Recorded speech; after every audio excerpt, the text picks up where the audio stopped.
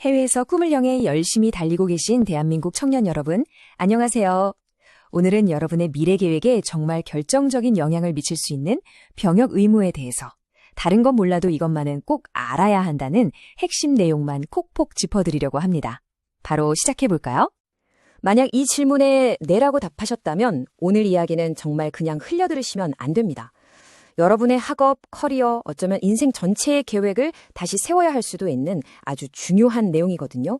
잠시만 귀 기울여 주세요. 자, 가장 먼저 그리고 가장 확실하게 머릿속에 새겨야 할 사실입니다. 내가 지금 지구 반대편에 살고 있더라도 대한민국 국적을 가진 남성이라면 병역 의무는 절대로 사라지지 않습니다.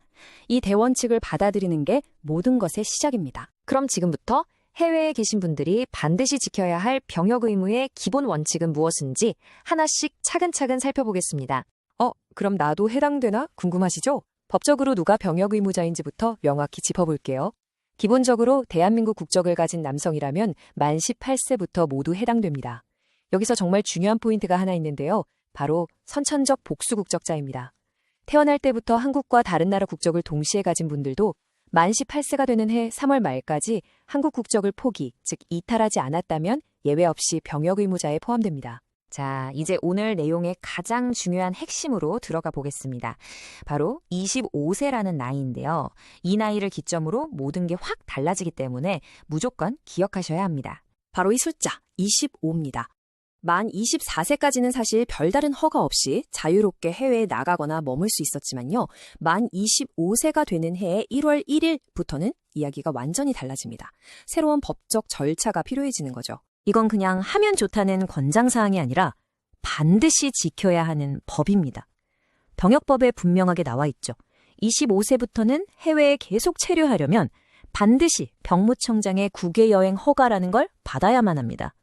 쉽게 말해서 이제부터는 국가의 공식적인 허락 없이는 해외에 머물 수 없게 된다는 뜻입니다.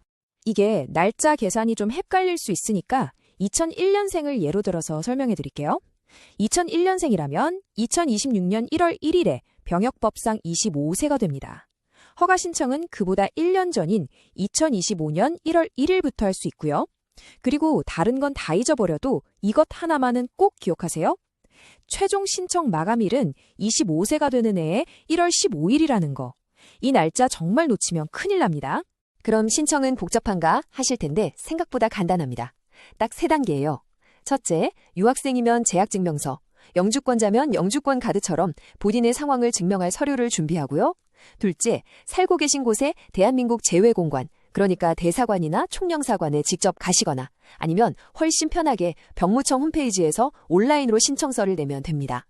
마지막으로 셋째, 허가가 잘 나왔는지 확인하고 허가된 기간을 꼭 지키기만 하면 끝입니다. 그럼 가장 많은 분이 해당될 텐데요. 유학생과 영주권자는 각각 어떤 조건이 적용되는지 여러분의 상황에 딱 맞는 해결책을 지금부터 알아보겠습니다. 본인이 어디에 속하는지 한번 체크해 보세요.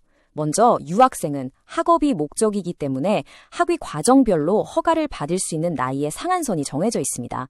석사 과정은 만 28세까지, 박사 과정은 만 29세까지 가능하죠. 반면에 영주권자는 국외 이주를 목적으로 보기 때문에 허가 기간이 최대 37세까지로 훨씬 깁니다. 부모님과 함께 살면서 영주권을 얻었거나 본인 혼자 영주권을 받은 경우 모두 여기에 해당됩니다. 그 밖에도 알아두시면 정말 유용한 정보들이 있습니다. 이건 좀 놀라실 수도 있는데 혹시 서류 상신분이 명확하지 않은 미등록 체류 상태라고 해도요. 부모님과 함께 5년 넘게 해외에서 계속 살았다는 사실만 증명해내면 영주권자와 똑같이 37세까지 허가를 받을 수 있는 길이 열려 있습니다. 또 허가 기간 중에도 한국에 들어와서 대학 어학당에서 1년까지 공부를 할 수도 있고 결혼식이나 장례식 같은 가족 경조사가 있을 땐 60일까지 잠시 귀국하는 것도 가능합니다. 자, 그런데 이렇게 어렵게 받은 허가가 한순간에 취소될 수도 있습니다. 어떤 경우인지 반드시 알아두셔야 해요.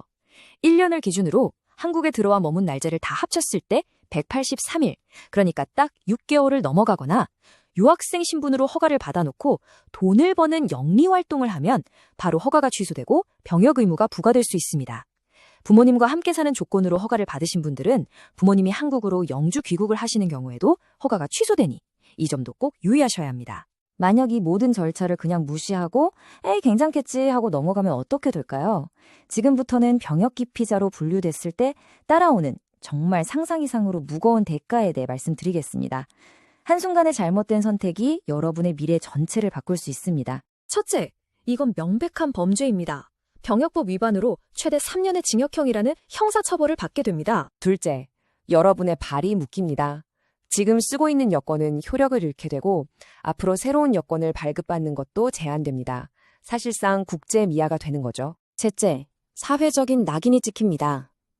여러분의 이름, 나이, 사는 곳 같은 개인정보가 병무청 홈페이지에 병역 의무 기피자라는 이름으로 공개됩니다. 넷째, 한국에서의 모든 경제 활동이 막힙니다.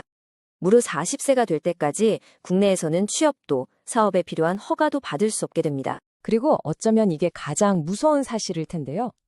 이 모든 처벌은 시간이 흐른다고 해서 절대 저절로 사라지지 않습니다. 여러분이 해외에 있는 동안에는 이 범죄에 대한 공소시효가 그대로 멈춰버립니다.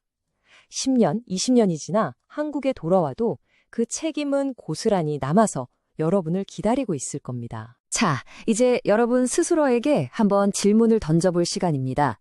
여러분의 나이와 지금 처한 상황을 냉정하게 따져봤을 때 지금 당신의 병역 시계는 과연 몇 시를 가리키고 있습니까? 오늘 제가 드린 정보가 여러분의 계획에 꼭 도움이 되었으면 좋겠습니다. 만약 더 자세한 내용이나 개인적인 상황에 대한 상담이 필요하다면 절대 혼자 고민하지 마세요. 병무청 홈페이지나 관할 병무청, 그리고 지금 계신 곳의 재외공관에 꼭 연락해서 문의해 보시기 바랍니다. 부디 현명한 선택으로 여러분의 소중한 미래를 잘 지켜나가시길 진심으로 응원하겠습니다.